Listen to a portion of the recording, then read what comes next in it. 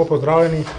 Torej v sedanji fazi razvoja gospodarskega sistema, vezano na to tudi finančnega sistema in glede na zahteve regulatorja, je tudi druga banka, ki je pretežno v državni lasti, to je Nova kreditna banka Maribor v postopku dokapitalizacije. Ta dokapitalizacija nima za, kako bi rekel, glavni vzroki, pa posledice te dokapitalizacije niso samo ustvarjanje kondicije za širitev kreditne aktivnosti, ampak tudi izboljšanje nekaterih struktur po skupini. To je zelo zanimiva banka, ki ima povezavi poštno banko, zavarovalnico, ki ima potenco tudi, da se uspešno širi na sosedne regije, tako v svojem delu, kjer je na italijanski meji iz Gorice v Italijo in tam, kjer je na avstrijski meji v Avstrijo. Glede na vse to je uprava pripravila predlog in nadzorni svet predlog o dokapitalizaciji, tudi o načinu dokapitalizacije, in Agencija za upravljanje kapitalskih deležev države rabi strateško usmeritev lastnika, v tem primeru vlade, o postopku dokapitalizacije, ne toliko o sami višini.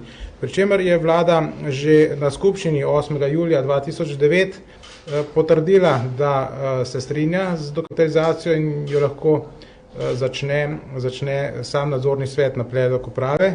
Sedaj pa daje agenciji še mnenje, da prvič, ukolikor se dobi strateškega partnerja, ki bi bil znotraj 51% deleža države pripravljen podpisati delničarski sporazum, lahko vlada v dokapitalizaciji ne sodeluje, seveda pa mora biti ta sporazum podpisan tako, da ima potem država v primeru izstopa predkupno pravico po neki primerni ceni. Ta bo namreč precej višja, ko bo prišlo do konjunkture v Sloveniji, kot je sedanja tržna cena, kot bo dokapitalizacijska cena.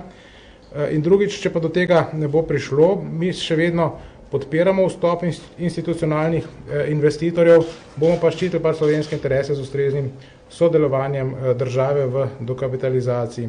Vire za to bomo pridobili s prodajo ustreznega državnega premoženja in na ta način ne bomo neposredno vplivali na dodatno zadolžitev.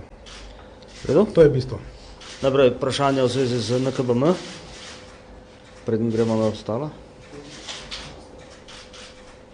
Vredo, potem...